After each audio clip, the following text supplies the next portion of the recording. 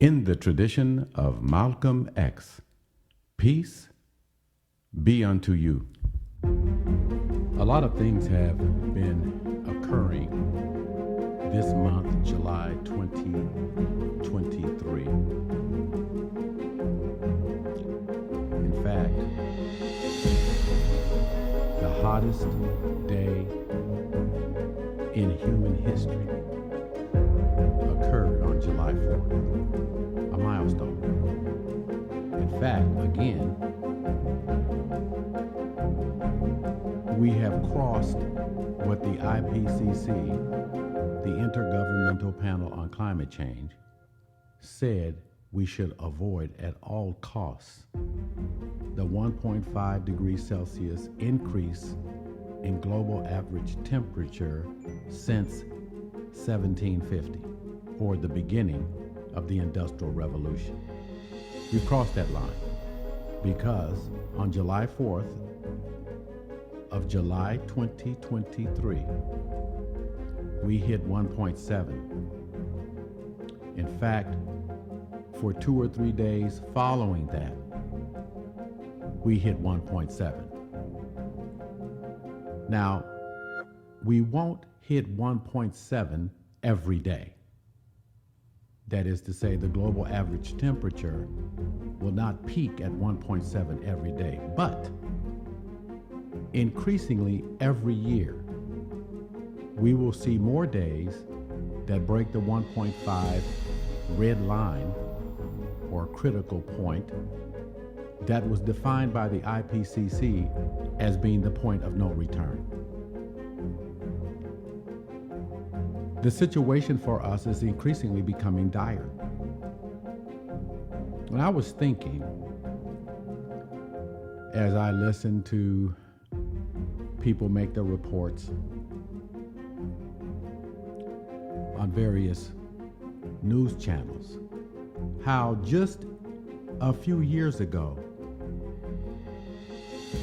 some of the top scientific minds in the United States and indeed in the world could not get media to report on climate change. In fact, they could not get climatologists who work in media to mention climate change. And now, the news media generally is talking about temperatures that could not happen but for climate change. So, what we know is, by inference, they've been given the green light now to talk about climate change, still on a very limited scale. But they're saying climate change is the prime factor for the extreme heat dome that is plaguing the United States and Europe and Asia.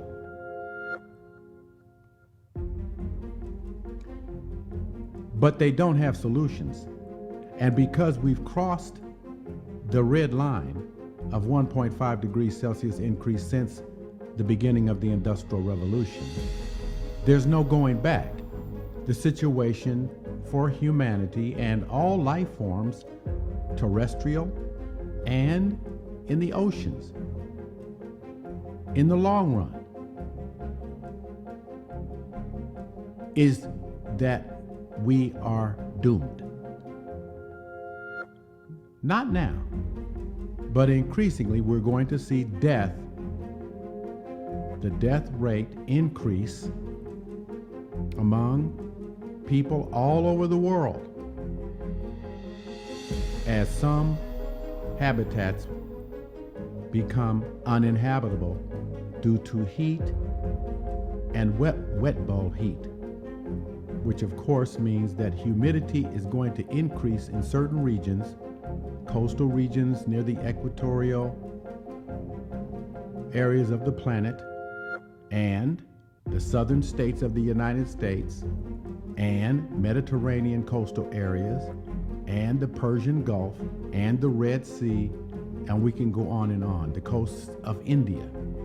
We're going to see people migrate out of those areas because when hot temperature reaches 100 degrees, let us say, and wet bulb temperature or humidity reaches 95 to 100 degrees Celsius, our bodies lose the capacity to sweat, and heat builds up inside our bodies, literally cooking our vital organs, and we die within an hour.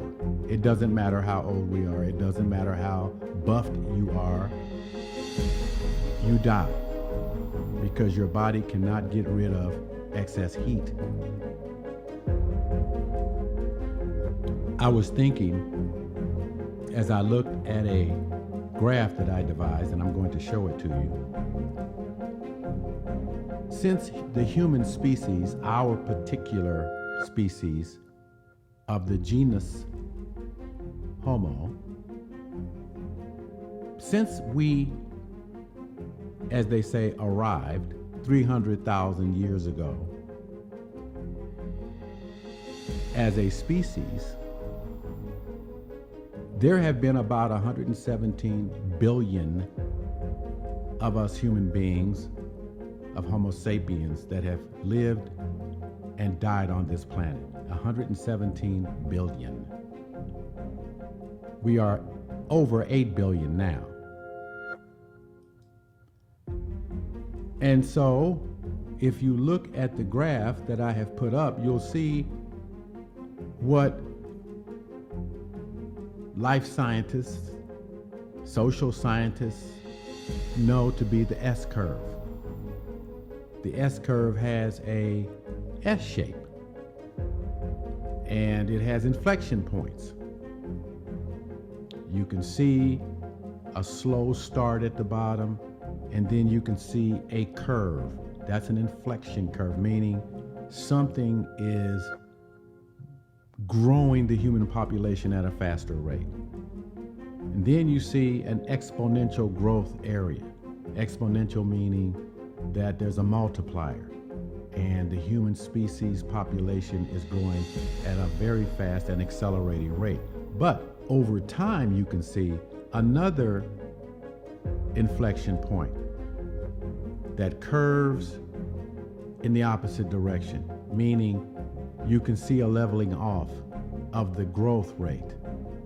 Now, what you don't see on my curve is the negative exponential decrease. That is to say, it is inevitable that the human population decline. This happens throughout nature.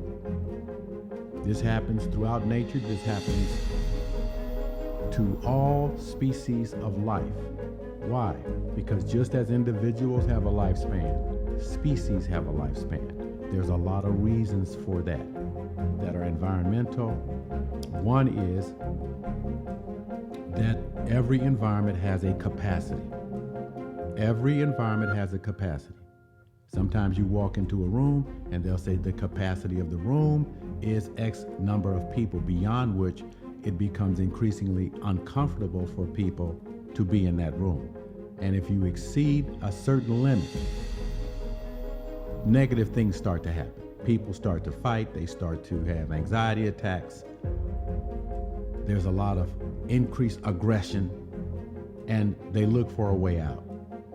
So every environment has a capacity, and the planet Earth is an environment. In totality, it has a capacity to what? Sustain life forms with resources that are needed for nourishment and reproduction. Nourishment and reproduction are the basic fundamental necessities for biological life. If you don't have nourishment, water, food, protein, etc., then you can't reproduce. If you can't reproduce, or if you won't reproduce for cultural reasons, then the group dies. Everybody dies. However, if our population, being as successful, we say, as it is, some would argue that it hasn't been successful, but as it grows, it stresses the environment's capacity to sustain it by increased numbers of people consuming more until it reaches the point that the environment cannot keep up with demand. It cannot produce enough food. It cannot produce enough nourishment for it to sustain itself at the level it had been sustaining itself.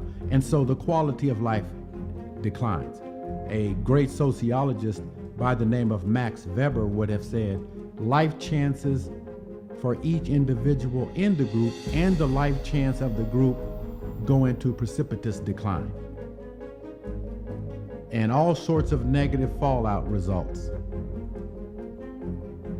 Just as in a room, increased aggression, warfare, bickering, suicide, all of the negatives emerge and consume the population of individuals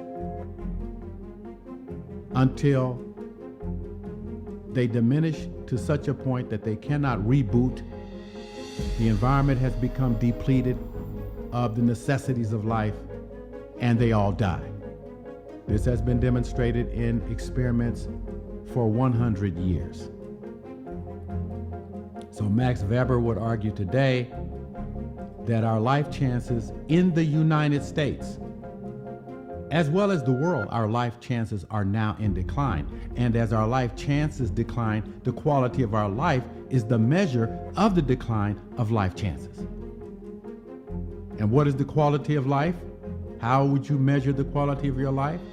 Education, of course. Learning the skills, having the skill sets to survive the environment, having the skill sets to access nourishment, having the skill sets to enter successfully into relationships and have families, meaning to reproduce offspring and grow loving relations. Education is a major factor that must be passed on from one generation to the next. Now, in the United States at this time, we're doing the opposite. We are undermining the purpose of education by trying to rewrite history in the United States, censor thought, censor all forms of activities that promote the intellectual and emotional growth of the population. We know that is going on in Florida to the extreme, but it's happening more or less throughout the United States. I might add, with one exception, California. Now, there are other factors that make up for quality of life. Health, which of course is a reflection of our medical technology, our medical skill set, and our basic hygiene expertise. That is to say, families teach their children basic hygiene, how to stay clean in your environment by accessing those resources that help you to maintain cleanliness, from taking care of your teeth to washing your body properly, by disposing of your waste in areas where it cannot contaminate the water or food that you eat. And, of course, we have to have, in our constructed societies, we have to have income, we have to have money, or we have to have something to exchange for value, something with value to exchange for something with value, so that we have access to resources or values that we otherwise would not have access to from other people. Those are some of your basic indicators of the quality of life. So with life chances, of course, goes quality of life. So here we are after 17 billion people, and we are at an inflection point because of climate change. This is going to get worse and worse. Right now, our minds should be oriented to developing the skill sets to adapt, because that's the new mantra: adapt, adapt, adapt. Instead of dealing with the oil companies, the fossil fuel industry 60 years ago, we are now told to adapt. Now, what does that indicate? It indicates that there are social Darwinists. Please focus on this. There are groups of people amongst the 1% who own and control over 50% of all the resources. And then there's the 20% associated with them who consider their lives as the good life. They are social Darwinists. And what their orientation is regarding climate change comes right out of Darwin's Origin of Species. And that is the survival of the fit. And it means for you and for me that some nation states, the 1% amongst some nation states, are going to write off the lives of billions of people, thinking in their minds that that will open up resources for those who survive, for those who have the technology, for those who have the bunkers, for those who have the weapons. They're going to survive. And the robotic technology, which is accelerating in its development, artificial intelligence will enable them to not need all of the human beings that they now classify as dead weight, or as Henry Kissinger once called, worthless eaters, useless eaters. That's Henry Kissinger, who's still flying around the country talking like he's a diplomat. Henry Kissinger said about the people that are going to die first because of climate change and the erosion it effectuates on this planet, he called them useless eaters. So they're going to step back and say, oh, it's an act of God. There's nothing we can do but adapt. And they're now beginning to tell you, if you listen, we're going to see hundreds of thousands, we're going to see hundreds of millions of people die for lack of water, for lack of food, because of heat stroke, et cetera, et cetera. They're writing a third of the human population off. Of course, that number is going to increase, but over the next 25 years, you're going to see close to a third of the human race die as a direct result of climate change. Now, that's the way they think. You don't have to accept this point, but I'm just telling you, they have an ideology. They have a philosophy. They are social Darwinists. And no, they do not believe in the existence of God, but they'll use God if it is to their advantage. If it's not to their advantage, they won't use God, because they don't have that kind of moral compass. Their compass points always to self-interest. Their compass points always to, we are supreme. We are the 1%. And whether you can understand that in the abstract right now, or whether you see it happening in slow motion all around you, you're going to get the message. You are probably a useless eater now, given the technology that they have. They're even splicing genes to preserve plants right now, so that when they all die, they have the gene pool so that they can reinvigorate, regenerate the earth, minus all the troublemakers, all the useless eaters.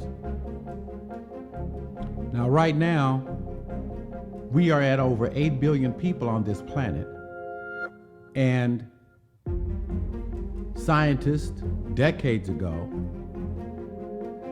calculated that our planet has a capacity for at most about 11 billion 500 million people. So at that point, things get more complex, things get more unstable, not only on the local level, but on the global level. Prices are going to go up, as you know, because food prices are going to go up, as you know, because crops are failing.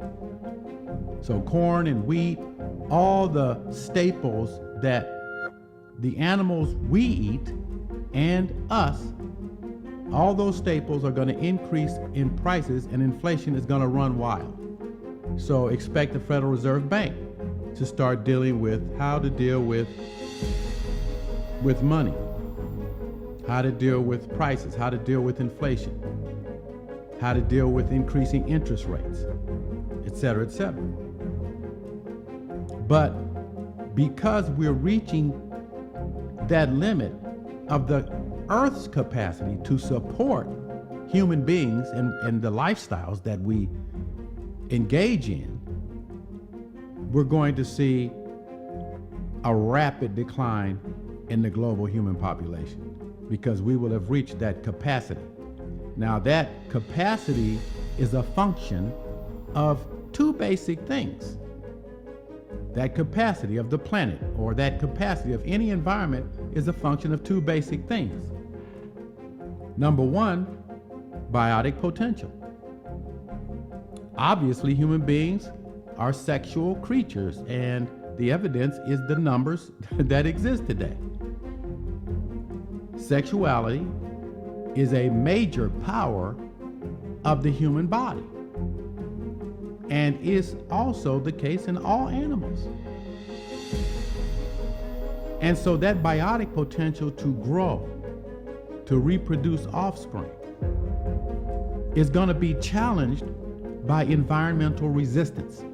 That is, as we decline in our ability to access resources, the environment will resist our biotic potential to reproduce offspring.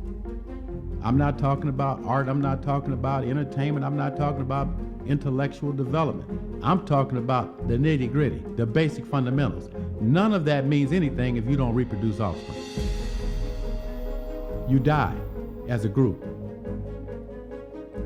And so the capacity of any environment equals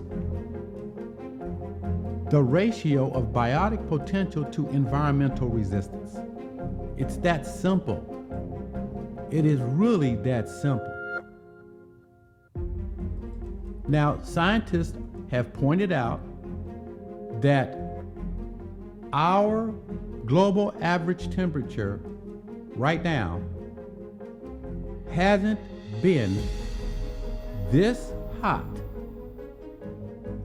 since the Eemian age, which was 225 to 250,000 years ago. And I'm showing you this on a graph, a temperature of planet Earth. And you can see in the blue